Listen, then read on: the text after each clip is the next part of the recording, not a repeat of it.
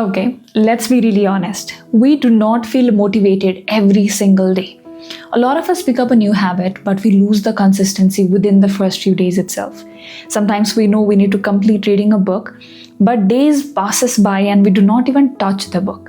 But there is one thing that has helped me to be consistent with so many habits, and I'm going to share that with you today. Let's start with an example.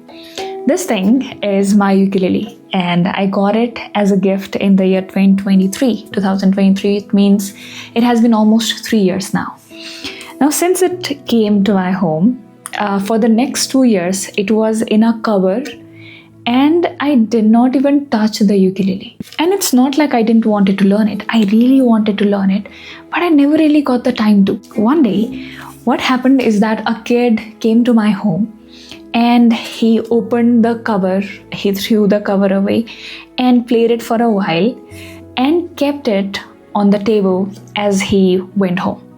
Now, when I came back, I could see the ukulele right like this on my table. And in the 2 years, that was the first day when I picked my ukulele and I started playing it.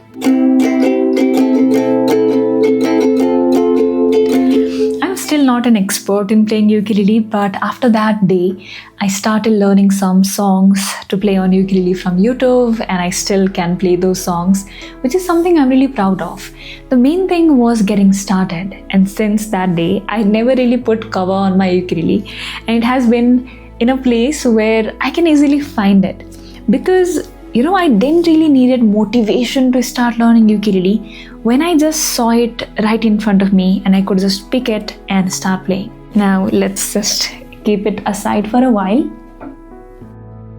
With the help of this story, I wanted to help you understand that if you want to start a new habit or if you want to be consistent with a habit, it's very important that the environment also supports it.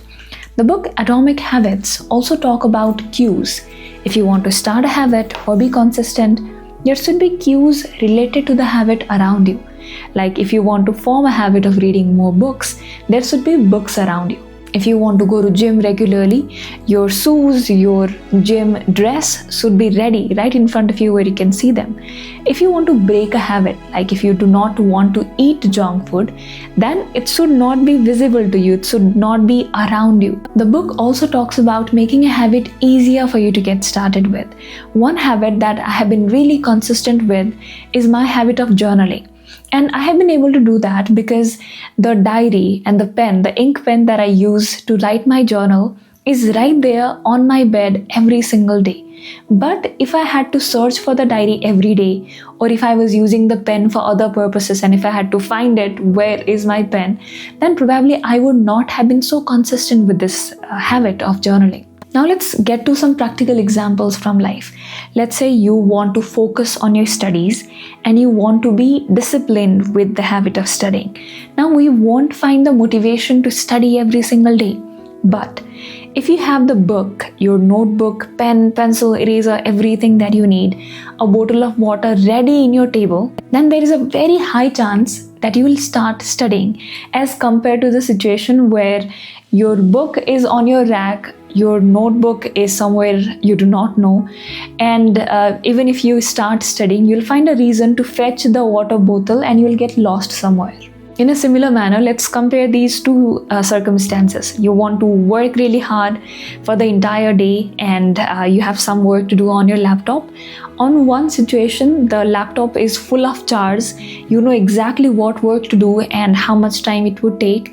And on the other circumstance, you do not know what to do. There are a couple of things, but you do not know where to get started.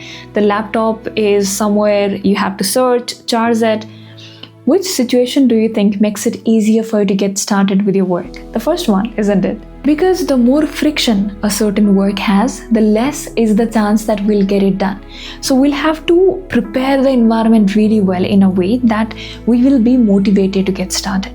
Now the moral of the story here is that preparing the work is as important as the work itself. Because without preparing your environment, without exactly knowing what to work on, it's very less likely that we'll actually get started. So you do not always need the full motivation to complete the entire work, but you only need the motivation enough to prepare for the work. That's all for today, but I'm going to see you in another video where we are going to talk more about neuroscience, confidence, productivity, and communication. And if you want to stay connected, do subscribe to the channel.